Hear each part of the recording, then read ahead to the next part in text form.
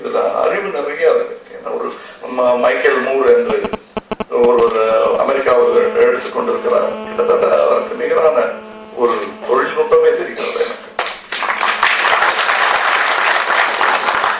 ஏனென்றால் இது தெரிஞ்சு விட்டாங்களோ தெரியாம விட்டாங்களோ சென்சார் போர்டுக்கு நான் கை தட்டுவேன்னு நான் நினைக்கவே இல்லை. நான் என்ன அறியாம கை தட்டிட்டு இருந்தேன். நான் கண்டிப்பா தட்ட மாட்டேன். ஆனால் நன்றி.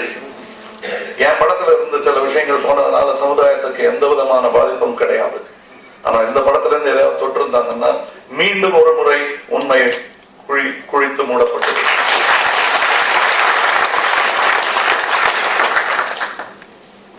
இங்க இந்த படத்தில் துவங்கும் போது கலைகளின் பிறப்பிடம், கர்நாடக சங்கீதத்தின் இருப்பிடம் என்று தொடங்கி இருக்கிறார்கள். அதெல்லாம் சொல்லிட்டு கொஞ்சம் கொஞ்சமா அந்த கலை வடிவங்களை எல்லாம் காட்டிட்டு நடுவுல அங்க இருக்கும் அந்த கலை பொருட்களை ஒரு ஆயுதமாக கமா புல் ஸ்டாப் மாதிரி பிரமாதமான ஒரு அவருடைய நடைக்கு தகுந்த ஒரு முத்தாய்ப்பாக வைத்திருக்கிறார். அரசை பற்றியும் காவல்துறையை பற்றியும் சொல்லும் போது தஞ்சாவூர் பொம்மை நிழலாடுகிறோம். இன்னொரு முக்கியமான விஷயம், அது விபத்தா இருக்கலாம், எனக்கு அது தொழில்நுட்பமாகப்பட்டது. இதில் அக்விட்டட் பீப்புள் தான் என்னை பொறுத்தவரை அக்யூஸ்ட். அவங்க பேசும்போது மாத்திரம் சப்டைட்டில் வருது. ஏனால் அது வேறு மொழி, உண்மை சம்பந்தப்படாத மொழி. அது நேர்மையானவர்களுக்கு புரிய வாய்ப்பில்லை. அது கீழே போட்டிருக்காங்க. அது டிஸ்ட்ராக்டிங்கா இல்ல, அது ஒரு டெக்னிக்காவே எனக்கு பட்டது. எனக்கு ரொம்ப பிடித்த விஷயம் அதுல ரொம்ப அற்புதமான ஒரு பேட்டி காண்ட ஒரு பேட்டி கொடுக்கும் ஒருவர் சொல்லி இருக்கிறார். இதுக்கு தயவு செய்து எந்த ஜாதி வரமும் போசிடாதீங்க, எந்த கட்சி வரமும் போசிடாதீங்க என்று சொல்லிக் கொண்டிருக்கிறார். அதைத்தான் நானும் இருகரம் கூப்பி கேட்டுக்கொள்கிறேன். இங்கே தோடுடைய செவியன் பிடையேறிய தூவன் மதிசூடி காடுடைய சுடலை குடி பூசியன் உள்ளஞ்சவர்கள் என்று சொல்லும் சைவர்கள் நெற்றியில் பூசிக்கொள்ளும் சாம்பலை விட முக்கியமானது இந்த சாம்பல்.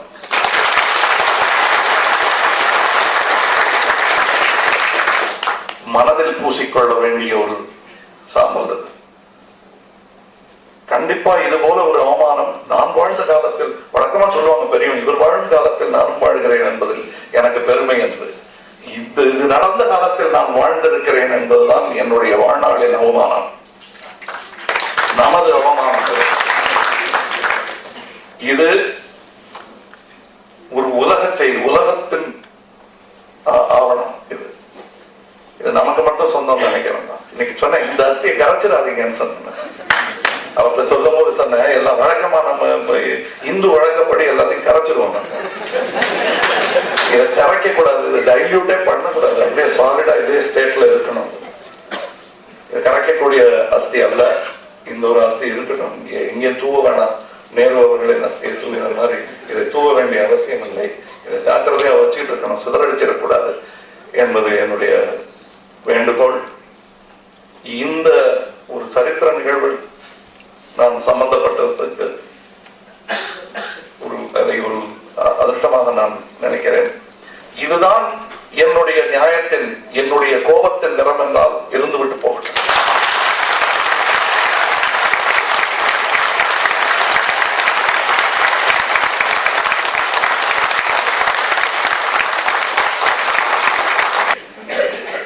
அந்த உதிரி பாட்டாளிகளின் வரிசையில் நாங்கள் எடுத்துக்கிறோம்.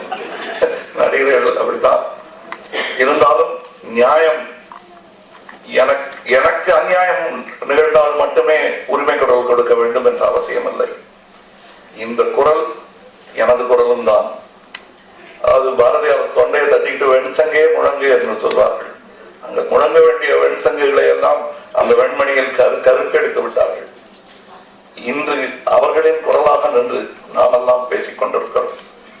இன்று பேசும் வாய்ப்பு கிடைத்ததற்காக அரசுக்கும் ஆண்டவனுக்கும் ஆள்பவர்க்கும் ஆளப்போவதற்கும்